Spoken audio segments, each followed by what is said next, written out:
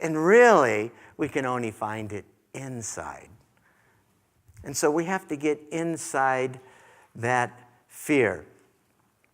So we teach in religious science that this not enoughness is a form of lack. And it's the most common form of error thought that we engage in. And what it really is just not us knowing our oneness with God. That's it.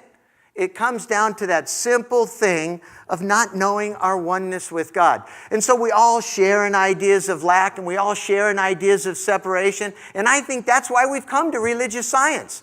You know, we have come here to come out of our suffering. I know. People in the room are saying, who's suffering? My life is pretty good. Well, then why are you here? What do you think you're going to improve? What could possibly change in your life if it's not a form of suffering? Because God isn't broken. God doesn't lack in anything within us. So why do we arrive here? I think just to prolong our suffering. I think to avoid some form of healing, because we get to come here, and this is the beauty of community, is we get to grow together. So we all come here carrying something to be healed of, and we just don't want anybody to know how screwed up we are. I mean, if we could be honest, right? And it's okay. It's absolutely okay. I think it's okay because we're all friends here. But it's emotionality that seems to stir these things up. And being over-emotional or letting our emotions run us, that's the inside of fear. That's what gets us going, I think. An emotion that is not controlled produces chaos. And chaos is a mental energy that's set in motion through our feelings. You know, and Ernest Holmes says that feeling is intelligently directed creation. So this life that we're living, the one that we're so displeased with, the one that doesn't put enough money in our wallet or give us the freedom to do what we want, and so we're attached to a job because we believe in some crazy, ridiculous way that that is our source of good.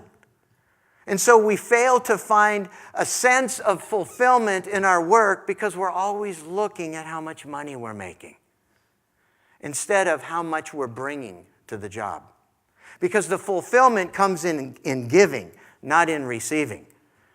And so fear has a tendency to block that flow within us, to stop us from giving of the good that we have, because when we release ourselves from fear, we start to experience greater life and greater love and greater peace.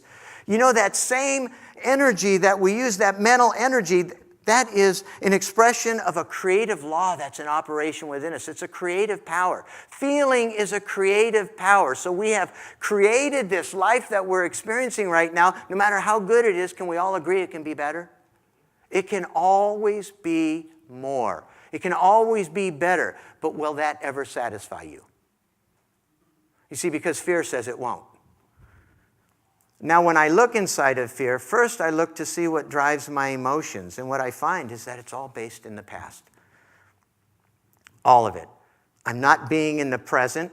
Fear is always a reaction to the past that we're projecting into the future. It's as if we could solve some problem in the past by projecting what's going to happen in the future, and then we've missed this very now beautiful moment to live and to express and to be the fulfillment of the divine within us. And what caused us to do that? What's within us that causes us to do that? Well, you know, when I work with my practitioner teaches me that all I have to do is give up worrying about the future.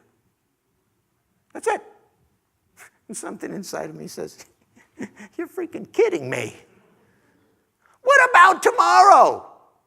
What about tomorrow? You know, I have bills sitting on my desk. I have this experience. I'd love to be in a relationship. I'd love to finally have time to get to the gym. What do you mean, forget about tomorrow? Wow.